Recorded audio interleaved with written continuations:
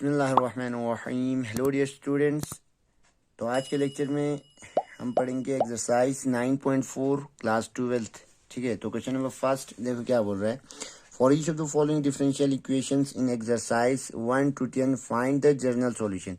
Question number first से 10 तक हमें क्या करना है, जनरल सॉल्यूशन निकालना है इन डिफरेंशियल इक्वेशंस का। ठीक है, तो देखो इससे पहले हमने क्या पढ़ा था, एक्सरसाइज 9.3 में हमें कुछ इक्वेशंस गिवन थे, उनसे हमें क्या फॉर्म करना था, एक डिफरेंशियल इक्वेशन फॉर्म करना था। ठीक है, तो वहाँ पे हम देखते थे उस इक्वेशन में जितने भी आर्बिट्री कॉन्स्टेंट्स होते थे उतने ऑर्डर के हम डिफरेंशियल इक्वेशन बनाते थे। ठीक है, अगर एक आर्बिट्री कांस्टेंट हो तो एक वन टाइम्स ही हम डिफरेंशिएट करते थे, और अगर दो आर्बिट्री कांस्टेंट हो तो उसको हम टू टाइम्स क्या करते थे, डिफरेंशिएट करते थे। अब यहाँ पे देखो, ये हमें यहाँ पे दिख रहा है question number first order derivative है, तो इसमें हमें जो लास्ट में हमारा सॉल्यूशन आएगा उसमें एक ही आर्बिट्री कांस्टेंट होगा। ठीक है, तो देखो ऐसे क्वेश्चंस को इसी एक्सरसाइज में मींस 9.4 को हमें एक मेथड से सॉल्व करना है, वो है वेरिएबल सेपरेबल मेथड। ठीक है, तो इसमें हम वेरिएबल को सेपरेट करेंगे, उसके बाद क्या करेंगे, इसको सॉल्व करेंगे। सॉल्व करने के लिए हमें इंटीग्रेट करना पड़ेगा, फिर हमारा क्या आएगा, सॉल्यूशन आएगा। जो सॉल्यूशन आएगा वही हमारा क्या होगा, जनरल सॉल्यूशन होगा। ठीक है, तो देखो सॉल्यूशन हम स्टार्ट करते हैं यहाँ से। गिवन क्या दिया हुआ है हमें, dy/dx is equal to 1 minus cos x divided by 1 plus cos x। तो देखो वेरिएबल सेपरेबल में मीन्स हमारा यहाँ पे भी x वेरिएबल, यहाँ पे भी x वेरिएबल, यहाँ y, यहाँ dx। तो dx और x वाले टर्म को हम एक साइड करेंगे और y और dy टर्म को एक साइड ही अलग साइड पे करेंगे। तो यहाँ से देखो क्या आएगा, हमारा सिंपल dy आएगा, dx को हम उस साइड शिफ्ट कर रहे हैं, तो 1 minus cos x upon 1 plus cos x dx। ठीक, यही आएगा। अब इंटीग्रेटिंग बोथ साइड, अगर हम इंटीग्रेट करें बोथ साइड तो हमारे यहाँ पे कुछ फॉर्मूला बन नहीं रहा है, तो इसको हम देखो पहले से यहाँ पे फॉर्मूला अप्लाई करेंगे। हमारे पास देखो क्या है, 1 माइनस कॉस एक्स का फॉर्मूला है हमारे पास 2 साइन स्क्वायर x/2, और सिमिलरली 1 प्लस कॉस एक्स का हमारे पास फॉर्मूला है 2 कॉस स्क्वायर x/2। ठीक है, ये फॉर्मूला यूज करेंगे हम यहाँ पे। तो दिस इम्प्लाइज dy क्या होगा हमारा, dy is equal to 1 minus cos की जगह 2 sine square x/2 divided by 1 plus cos की जगह 2 कॉस स्क्वायर x/2 होगा, और यहाँ पे साथ में क्या है, dx है। तो ये 2 कैंसिल हो गया, साइन अपॉन कॉस क्या होता है हमारा, tan x/2 होगा। ठीक है, तो दिस इम्प्लाइज dy क्या होगा हमारा, dy is equal to tan square x upon 2 dx, यही होगा। अब देखो tan को हम फिर से दोबारा डायरेक्ट इंटीग्रेट कर नहीं सकते हैं, तो this implies dy is equal to tan की जगह हम क्या लिखेंगे, sec square x/2 minus 1 into dx। ठीक, यही होगा। अब हम इंटीग्रेट करें, इंटीग्रेटिंग बोथ साइड,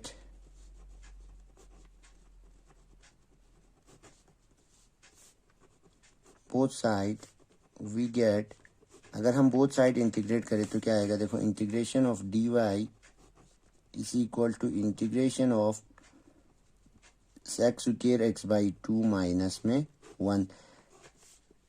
ठीक है, तो देखो मैं आपको बता दूं, डिफरेंशियल इक्वेशन आपको अगर अच्छे से करना है तो सबसे पहले आपको इंटीग्रेशन आना चाहिए। ठीक है, इंटीग्रेशंस का जितने भी फॉर्मूले हैं वो सब आपको याद होना चाहिए, तब जाके आपका ये डिफरेंशियल इक्वेशन आसानी से हो जाएगा। ठीक है, तो dy का इंटीग्रेशन क्या आएगा हमारे पास, y आएगा।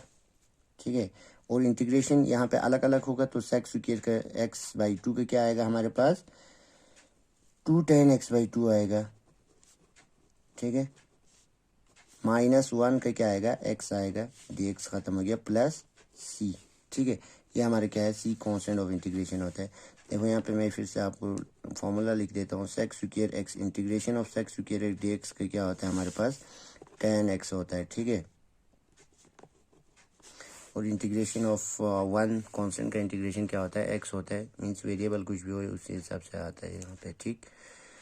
तो ये हो गया आपका जनरल सॉल्यूशन, ठीक है, which is the required general solution. देखो यहाँ पे आपको आर्बिट्री कांस्टेंट एक ही है, सी है, ठीक है, which is the required general solution.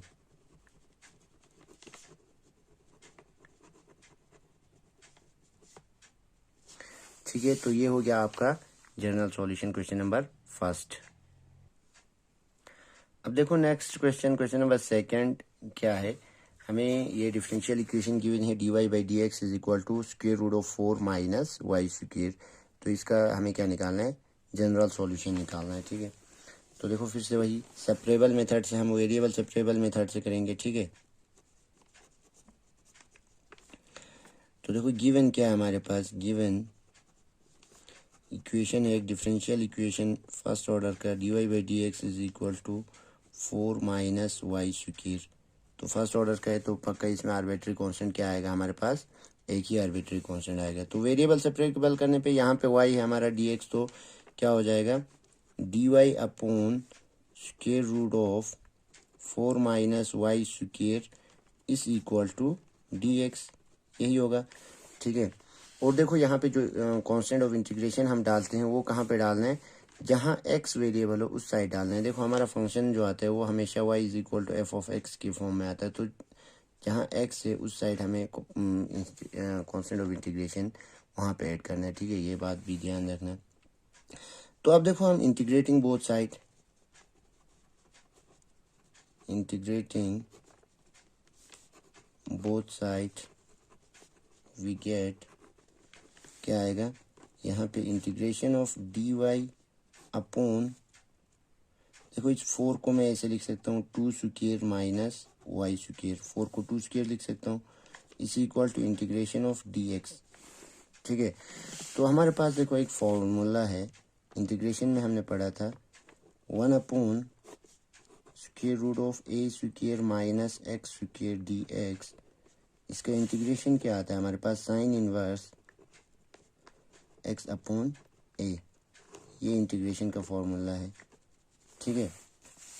अब देखो यहाँ पे सिमिलर यही केस है हमारे पास, A square minus X square means A की जगह 2 है और एक्स की जगह यहाँ पे वाई है। तो क्या आएगा हमारा, इसका इंटीग्रेशन करने पे क्या आएगा, साइन इनवर्स एक्स अपॉन ए, तो यहाँ पे वाई है तो वाई अपॉन ए की जगह क्या है 2 है, तो sine inverse Y upon 2 is equal to D x का इंटीग्रेशन क्या आएगा, एक्स आएगा प्लस कॉन्स्टेंट ऑफ इंटीग्रेशन सी हो गया, ठीक है। तो यही हमारा क्या है, रिक्वायर्ड डिफरेंशियल इक्वेशन है, या इसको हम आप ऐसे लिख सकते हैं, देखो साइन इनवर्स को उस साइड ले जाओ तो क्या आएगा y upon 2 is equal to sine inverse, sorry sine inverse यहाँ पे था तो इस साइड आएंगे, साइन हो जाएगा sign of X plus C, ठीक है। तो 2 को मल्टीप्लाई कर दो, this implies y is equal to 2 sign of X plus C, ठीक है।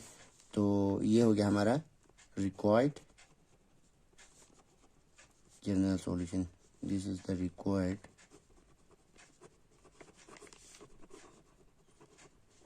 जनरल सॉल्यूशन, ठीक है। तो ये हो गया आपका क्वेश्चन नंबर सेकंड।